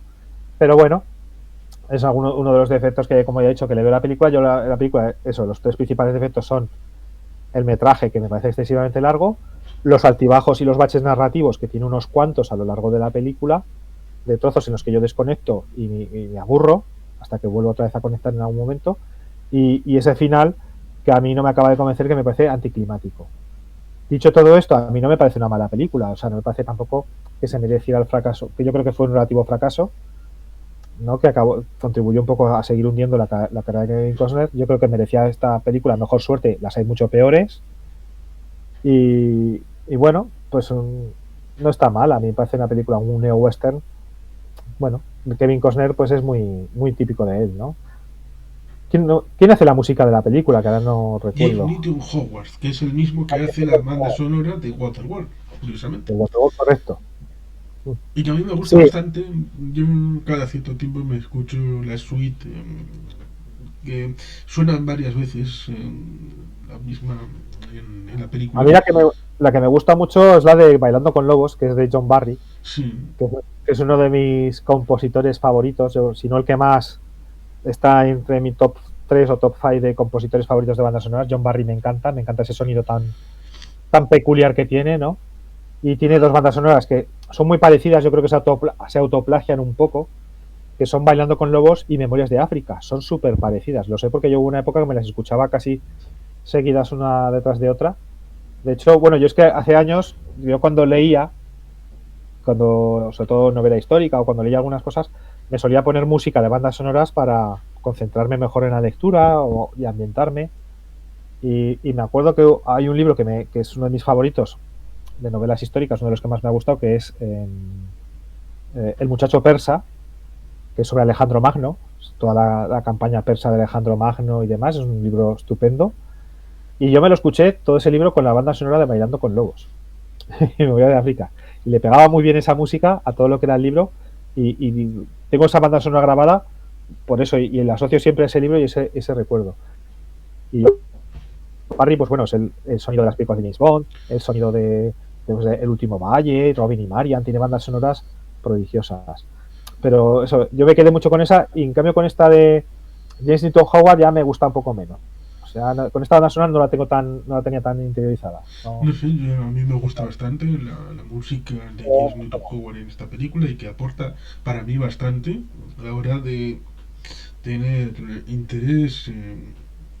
Hombre, no es un John Williams, no es un Jerry Goldsmith, no es un Ennio Correcto. Morricone, pero Sí, yo creo que exactamente. Es uno de los correctos. Para mí está un escalón por debajo, pero sí, no es mal compositor. Pero yo simplemente es que no es una banda sonora que se me haya quedado tan grabada como por ejemplo Bailando con Lobos o alguna otra, ¿no? Entonces, sí, bueno.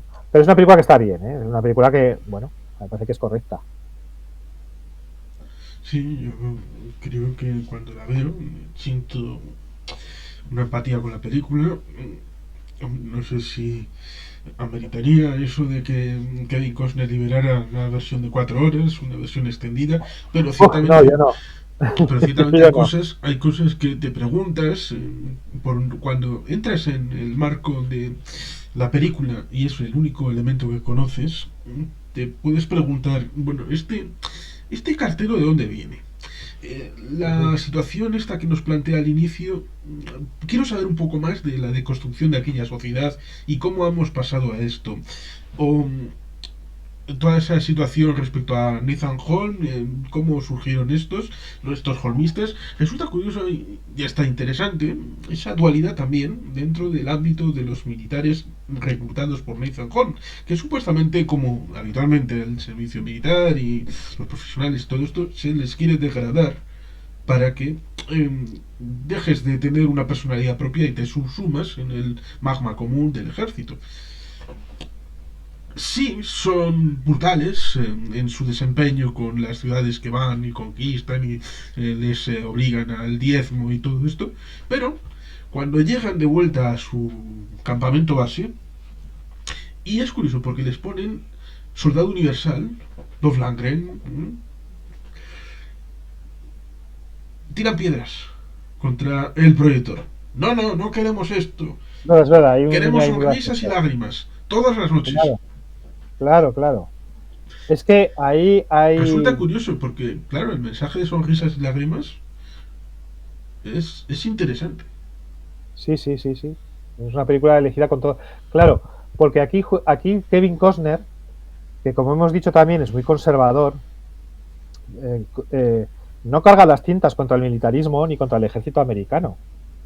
Es decir, aquí las tintas las carga contra personajes como Nathan Holm, que son capaces de aprovecharse de, de algunos sentimientos y que son legítimos, que él considera que son legítimos, ¿no? Es decir, de hecho, él no caracteriza como villanos a los soldados de Nathan Holm o a este lugarteniente que es tan grande, ¿no? Que casi no habla durante toda la película y que al final reconocen lo que es justo porque se cargan al propio Nathan Holm en el combate final cuando Nathan Holm ha perdido No, y Nathan los Home ya obliga. está muerto, es el general Becerel. O sea, Nathan Holm, perdón, el general Becelem, en el combate final está herido y va a cargarse a Kevin Costner en la traición, pues lo matan, ¿no? Lo matan. Y son sus propios soldados del ejército de holmistas quienes lo matan. ¿Por qué? Porque ellos no están ahí porque crean en esos ideales cuasi fascistas. Ellos están ahí porque creen en ese, digamos, ideal de orden que quiere implantar el general Becelem y porque necesitan, por un sentido de pertenencia, necesitan pertenecer a algo, ¿de acuerdo? Después de toda esa debacle social que ha habido. Y eso está ejemplificado en el personaje de este chico que es discapacitado, intelectual, que pertenece que quiere pertenecer al ejército de Nathan Hall porque quiere pertenecer a algo, quiere sentirse parte de algo integrado en un sitio. Por eso atención spoiler, traiciona a Kevin Costner en un momento de la película, a pesar de que Kevin Costner le ha ayudado, es el único dentro de ese ejército, durante los entrenamientos y tal, que le ha ayudado, y aún así el otro lo traiciona. ¿Por qué? Porque quiere pertenecer a ese sitio. Y la mayoría de los soldados que están ahí lo que te demuestra no es porque sean malvados, ni porque sean malos, ni sean unos fascistas. Por eso cuando les ponen Soldado Universal, que es una película bastante de los 80, bastante reaccionaria, vale, todos le tiran piedras. Y ahí también hay un mensaje de Kevin Costner hacia cierto tipo de cine. Claro, entonces, ¿qué películas pone Costner como ejemplos? Pues Sonrisas y Lágrimas, que ya sabemos también que tiene un mensaje de fondo sobre el nazismo muy potente. Luego pone a John Ford. Y entonces está hablando de cierto tipo de cine que sí y cierto tipo de cine que no. Pero también lo que quiere decir es que esa gente que está siguiendo a Nathan Hall no es que sean malos, es que se han dejado llevar por un determinado populismo, están mal dirigidos, mal liderados por gente que no merece ser líder, y por gente que lo que requiere realmente es pertenecer a algo más grande que ellos, ¿no? Pertenecer a una organización, darle un sentido de orden a sus vidas y demás. Y ese es un mensaje también muy americano. Es decir, sabemos que Kevin Costner, pues, y cualquier americano, cualquier director americano, nunca va a cargar ni contra los marines, ni contra la institución del ejército americano. Podrá cargar contra estamentos concretos, o sea, contra estamentos concretos, personajes concretos y situaciones concretas. Pero contra el ejército como institución, jamás. Y contra los marines, eso los americanos no lo van a hacer nunca, porque está dentro de su ADN también, o sea, es que eso es así. Y Kevin Costner, evidentemente, lo que quiere señalar con esto, por eso al final no se dirime en una batalla civil entre dos ejércitos, sino que se dirime entre dos hombres, entre él y el general Becelem. Y por eso al final quien decide el resultado, digamos, de esa batalla son los propios hombres del general Becelem, que el lugarteniente este que tiene, que es casi mudo, que se lo carga. Dice, no, este es ha perdido, pues ha perdido. Eso es así. Sí, porque se ha ganado el derecho a liderar al clan y él ya no es el líder del clan, es uno más. Claro, claro, pero con un sentido un poco de seguir las reglas y de seguir ese sentido de la justicia que tienen ellos. Es decir, pero pues ya está, ellos quieren un orden y unas reglas. Y eso es lo que el mensaje que hay detrás al final, ¿no?, de la película. Entonces no son malvados. El único malvado, las culpas las cargamos en el líder, en este señor que les ha llevado por el mal camino. Y bueno, eso es el mensaje individualista, ¿no?, muy americano también, de que la importancia del individuo y también la importancia de la colectividad, de funcionar todos como colectividad. La colectividad nunca va a ser mala y lo que pueden fallar son determinados individuos. Sí, es interesante porque es eso, en la película hay muchos conceptos y épocas mezclados y por lo tanto yo creo que junto con la banda sonora yo creo que marca una película que no ameritaba que le metieran el Raspberry, No, el no, antiáspero. en eso coincidimos, porque no es mala. Tiene esos defectos. Yo no coincido contigo en que haga falta una versión extendida. Yo creo que más o menos ese trasfondo incluso de decir qué pasó exactamente, qué tipo de desastre fue, cómo era, yo creo que está suficientemente, con los 4 detalles que te dan en la película, más o menos te puedes hacer una composición, y yo creo que el resto es mejor dejarlo un poco ahí a la luz de la imaginación de cada uno, y tú más o menos ya te puedes hacer una idea de dónde viene Kevin, como hemos dicho, de por qué Kevin Costner tiene este carácter, de dónde viene el general Becelem y por qué tiene ese carácter, ¿no? Ese vendedor de fotocopias frustrado que no ha llegado, el mundo, la sociedad en la que vivía, que es la sociedad nuestra actual, nunca le dejó llegar a nada. Él se sentía un sentimiento de rencor hacia esa sociedad que la había, pues un poco como el que tenía Hitler hacia la sociedad de su tiempo, ¿no? Que no le dejó triunfar, entre comillas, y entonces ahí ve en ese caos esa oportunidad de pescar en río revuelto. Y entonces yo creo que eso está bastante bien tratado y suficientemente bien tratado. Yo abogaría, en cambio, por una versión un poco más reducida. Yo creo que esta película, si se le cortan algunos minutos, quedaría una película muchísimo mejor. Más dinámica, más... no sé, se le pulirían esos defectos que yo creo que tiene. Que creo que son de metraje. Yo creo que hay muchas películas que fallan creo que Kevin Costner tiene este sentido del exceso. También le pasa Bailando con Lobos. Yo creo que Bailando con Lobos a mí se me hace larga. O sea, la primera vez que la vi en el cine, como la ves en pantalla grande y tal, dices, vale, bien, y más o menos a la primera vez un poco no caes en todas estas cosas del mensaje que tiene. Tiene cosas que están muy bien, Kevin Costner rueda muy bien el momento de o sea, rueda la naturaleza muy bien, los paisajes naturales, con un gran sentido, de dónde colocar la cámara, de la fotografía, el momento del lobo en el que el coyote, o sea, es de llorar, ¿no? Con su caballo también, pues yo reconozco en el cine sobre todo la lágrima. Pero luego cuando son películas que vuelves a ver, no aguantan muchos visionados posteriores. Y ya te digo, yo solamente la he visto entera 2 veces y las demás pues porque la he visto empezada y si la pillo en determinado momento digo, pues me quedo a verla. La última vez la pillé justo en el momento de Tom Petty. Cuando llega a lo de Tom Petty, al pueblo este de las montañas, y dije, pues ya me quedo a verla hasta el final. Y me quedé a verla hasta el final. Sí, Pero tampoco hay tanto metraje entre ese momento y el final. no. Y pero esa fue la última vez que la vi que estaba empezada por ahí. Pero si es una película que me tengo que poner otra vez desde el principio para verla entera, me da pereza. A mí es una película que me da pereza y que no tiene ese defecto. Y luego una cosa que quería comentar también, que la película has dicho que era del 93, puede ser, has dicho, El mensaje del futuro. No, Mensajero del Futuro es 97. 97, eso, 93 es la... que yo no sé si tiene alguna influencia de unos cómics, de algún cómic. Por ejemplo, hay un... Espera, lo tengo por aquí detrás.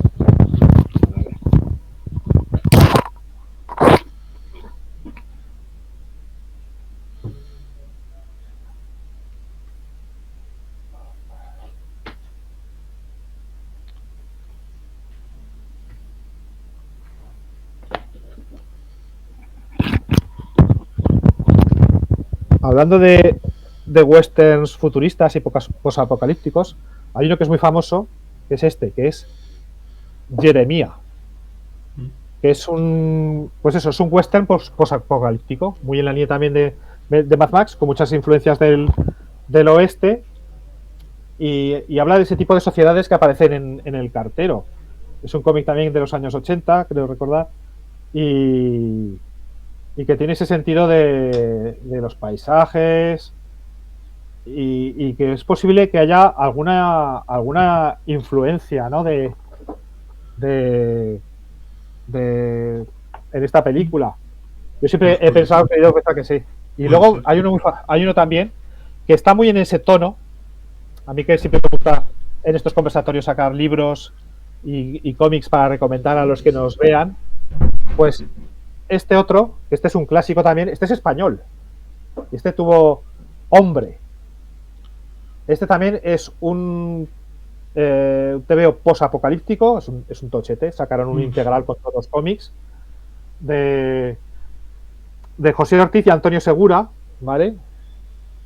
Y tiene ese tono de western posapocalíptico, con ese aire decadente de la sociedad también, todos que viven en poblados aislados. El de Hombre se publicaba en unos cómics que había cuando yo era joven, allá por los 80, que se llamaba Zona 84. Es un cómic muy mítico en España, tipo Metal Harlan, que se publicaban en otros países. Y aquí era 1984 y después pasó a llamarse Zona 84. Pues se publicaban las aventuras de Hombre y con este tono que un poco también intenta reflejar Kevin Costner en la película, de sociedad que ha pasado por un apocalipsis. Hemos vuelto a ese periodo de bandidos, de gente que vive recluida en poblados aislados, donde no existe solo existe la ley del más fuerte, donde tenemos estos personajes un poco como héroes vagabundos que van por ahí buscándose la vida, tipo de Jeremía o Hombre, y que tienen este carácter como de mitad Mad Max, mitad El Cartero de Kevin Costner, que están intentando por ahí, pues bueno, hacerse un hueco en esa sociedad, ¿no? Y son dos cómics que recogen muy bien y captan muy bien este tono que coge Kevin Costner en su película, y que yo no sé, el de Hombre es más difícil porque era un cómic español, pero el de Jeremía, yo creo que algo hay también de Jeremía, aparte de la influencia de la novela de David Green en la película, yo creo que algo de Jeremía hay en Mensajero del Futuro. Pues es posible que sí, porque al fin y al cabo cuando uno hace una película no es una adaptación literal, Eso Sí, lo hemos visto en muchos proyectos, al final te acaban influyendo otros elementos que o conoces, ya sea del mundo del cómic, de otras películas, sí, sí, sí. Cada experiencias película personales. es una amalgama de influencias siempre. O sea, siempre puedes ver guiños y ves cosas y relaciones. A lo mejor no estaban planteadas desde el comienzo, pero tú las ves ahí, ¿no? Entonces, eso está ahí. Y bueno, y como todas las películas son siempre obras corales, que no solamente influye el director, está el guionista, está, pues bueno, un montón de técnicos. Y siempre hay un montón de influencias que aparecen por todos los lados. Y bueno, y los cómics es algo que suele estar siempre muy vinculado al mundo del cine. Entonces, bueno, no me extrañaría nada. Y estas son dos cosas que ya hemos hablado también de la influencia de Mad Max, que es evidente, del futuro de Mad Max y estas cosas. Y Mad Max es una película que precisamente, tanto la uno como la 2 tienen una influencia muy, muy clara del cómic americano, o sea, de heavy metal, que era la versión americana del cómic Metal Harland, que es un cómic de ciencia ficción que se publicaba, empezó a publicarse en Francia y después se hizo muy popular en otros países, de donde salieron dibujantes como Moebius, ¿no? Y otros.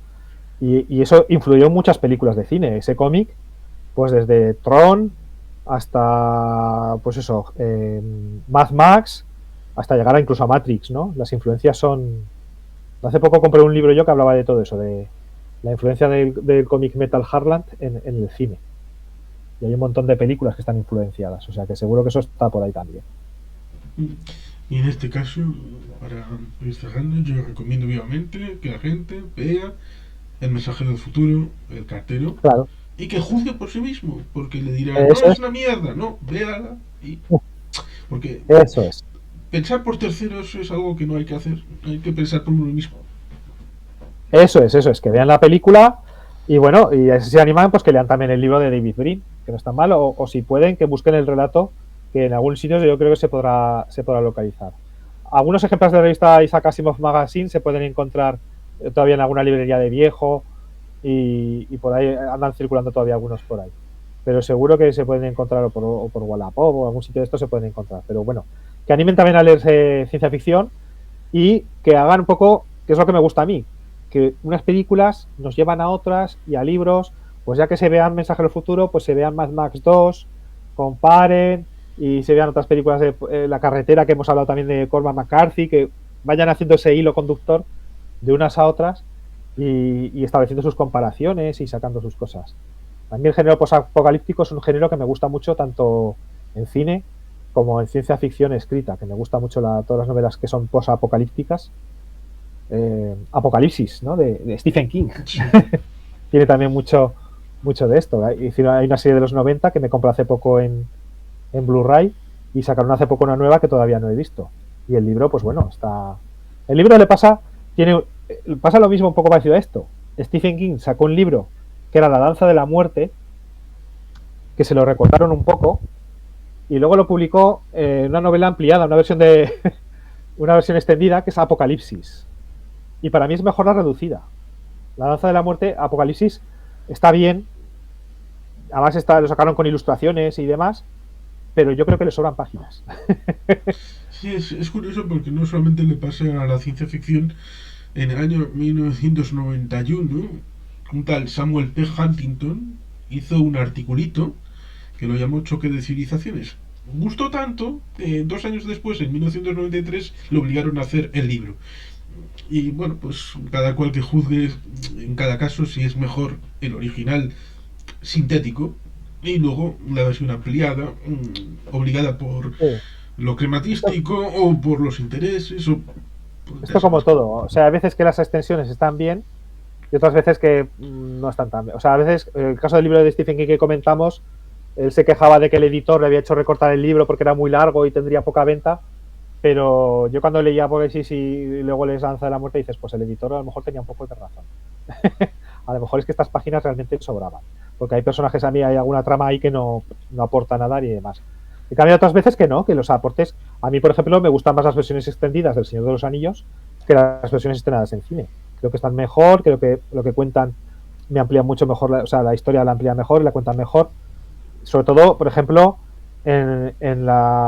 ¿cuál es? En la tercera, pues cortan de un plumazo todo lo que pasa con Saruman y no queda bien en la película. O sea, en la película está en el cine y dices, bueno, ¿y este personaje qué pasa? ¿Se queda ahí en la torre? Tal, ¿y cómo es que encuentran el Palantir aquí en el suelo de repente que pinta aquí el Palantir en el suelo? Pues no está bien explicado, no queda bien. En cambio, ves la versión extendida y eso queda muy bien. Está bien explicado, se entiende por qué Pippin encuentra el Palantir ahí y qué pasa con Saruman, ¿no? Entonces hay veces que sí que es verdad que amplían mejor. Y otras veces los recortes pues quedan mejor. Blade Runner, la versión que le recortan el final está mejor que la versión estrenada en cines, porque le quitan esa escena final que era un pegote, que le hicieron por complacer a la audiencia. Eso son cosas así. Bueno, Sí, creo que hemos llegado al final. Ha estado interesante. Ciertamente, pegotes hay un montón, como por ejemplo la versión europea de el gran azul con la forma de pegote final para los americanos, cuando el personaje principal sale a lomos de un delfín para decirle, no, no estaba muerto, irá con la chica. Bueno, estas cosas siempre pasan. Pero, en fin, el cine es el cine y la gente es la gente. Y estoy muy agradecido de haber podido tener este conversatorio. igualmente, igualmente, un placer como siempre. Y después de aquí para cuando me llames, para otros. Muy bien. Sí, ya volveremos. Eso es. Pues nada. Adiós.